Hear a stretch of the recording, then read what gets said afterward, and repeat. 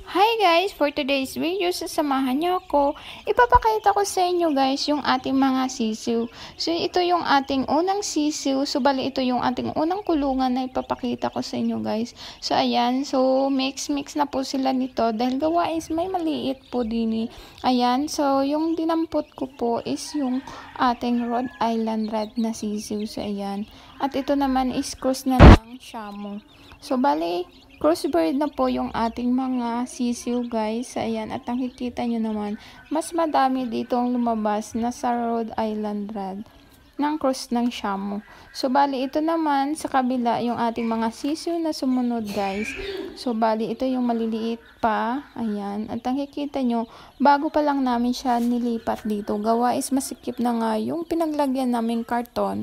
Ayan, at nakikita nyo naman, so, yung ating mga sisiw, so ayan.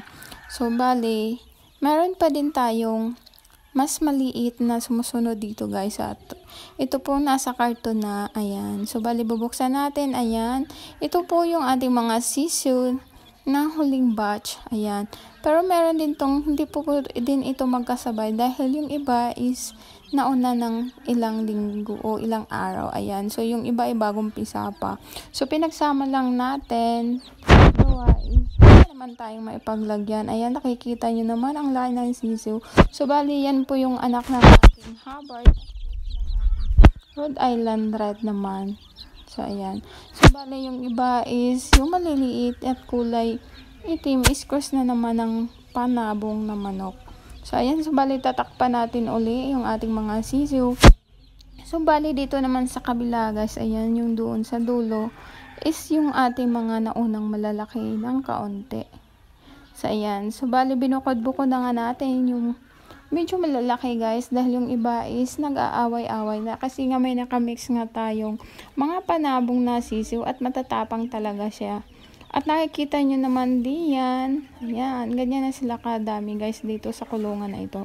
So, bali, binukod nga natin diyan yung mga panabong na manok kasi nga is bunibuli nila yung mga native natin. Ayan, dahil matatapang talaga sila. Ayan, nakikita nyo doon sa member is nandun yung ating mga panabong na manok. At dito naman, balis, panabong pala na sisiw.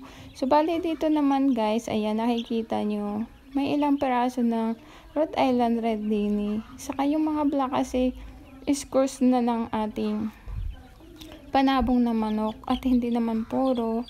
Ayan, meron din tayong white. At ito is cross din ng panabong. So, Shamu cross ng ating mga hybrid na panabong. So, bali guys, ayan. So, dito nangingitlog ang ating mga inahin. Ayan, at doon may naitlog doon. So, bali doon natin kinukuha. So, bali, ayan. So, bali tatakpan muna natin dito dahil baka lalabas yung ating mga sisiw. So, meron pa tayong sa baba.